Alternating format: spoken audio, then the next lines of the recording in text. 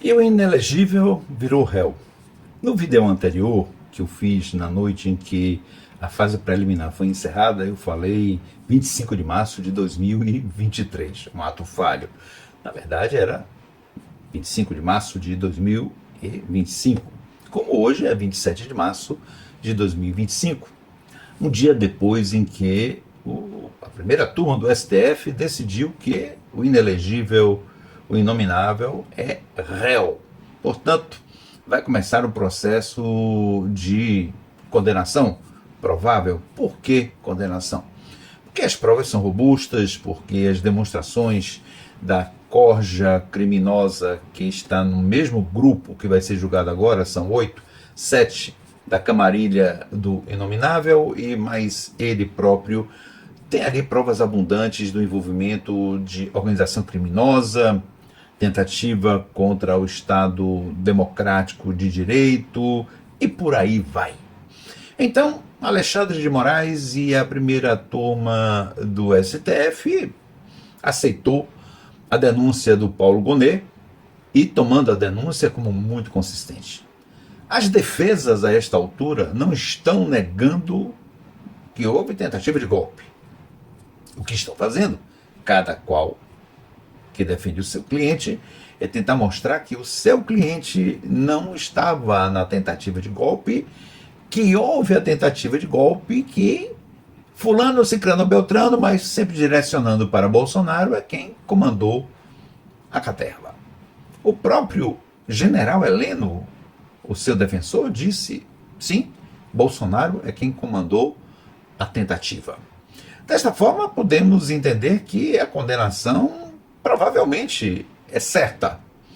A dosimetria da pena, como se chama, quer dizer, a quantidade de tempo de prisão, enfim, é que ficará aí na batalha que vai se estabelecer no tribunal. Em contraponto a isso, Bolsonaro volta para as redes sociais, volta para a mídia para levantar mais mentiras, como numa famosa cena em que ele está dando entrevista à mídia e aquele famoso trompetista começa a tocar aquela música fúnebre, tendo tocado antes, está na hora de Jair, agora preso. Não é mais embora da presidência, agora preso. O Jair até que ouve e tenta fazer um gracejo meio sem graça.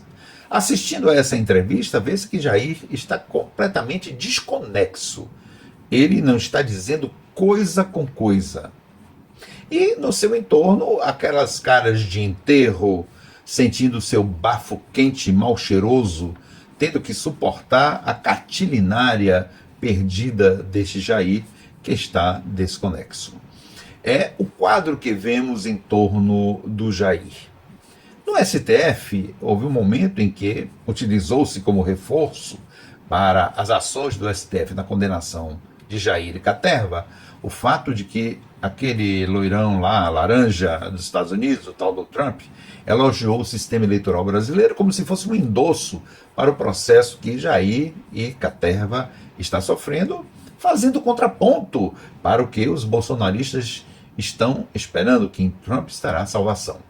Vamos com calma em considerar estas palavras de Trump como uma sinalização positiva para o que está se fazendo aqui no Brasil em termos de justiça. É bom lembrarmos que estamos lidando com víboras muito venenosas e com gente que não tem palavra, com gente que diz e desdiz do mesmo jeito, sem nenhum problema. Então, não vamos cantar vitória dizendo que Trump traiu o Bolsonaro, que Trump está a favor de Alexandre de Moraes, que houve uma virada. Vamos com calma. Nada de esquerda festiva, nem de progressista festivo. É preciso que a gente tenha muita ponderação para entender que essa gente da extrema-direita é canalha. E palavra de canalha não se confia. Vamos ver qual é o próximo passo de Trump depois do elogio ao sistema eleitoral brasileiro. Até porque, embora isso tenha servido de elogio ao Brasil, como também à Índia, ao sistema eleitoral da Índia, no sentido da segurança das eleições, não podemos pensar que Trump realmente quer eleições efetivamente democráticas e seguras nos Estados Unidos, que é graças às falhas que existem no sistema eleitoral americano que Trump, por 2 vezes, foi eleito. Sabia disso? Sim, graças às falhas que existem no sistema eleitoral americano. Então, vamos com calma, tá bom? Galera, vamos com calma, nada de festejo. Hoje a gente tem que lidar com as realidades das falas e narrativas com muito cuidado. Esperar o tempo para ver o quanto elas têm de consistência com a realidade. E não sair festejando, soltando foguetes. Trump está a favor de Alexandre de Moraes e do processo contra Bolsonaro. Nada indica isso. Vamos com calma? Muito bem.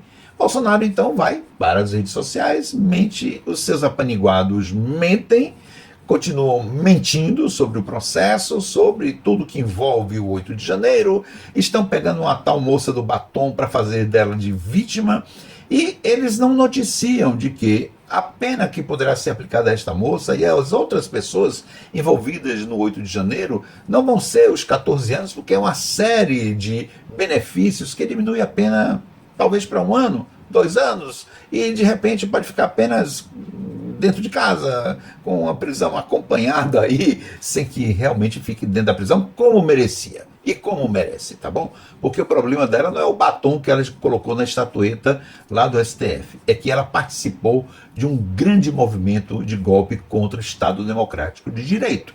Pois bem, eles também não estão dizendo que o presidente do STF, o Barroso, ofereceu a oportunidade das pessoas não serem presas, poderem sair da prisão, obedecendo, claro, alguns princípios propostos pelo STF.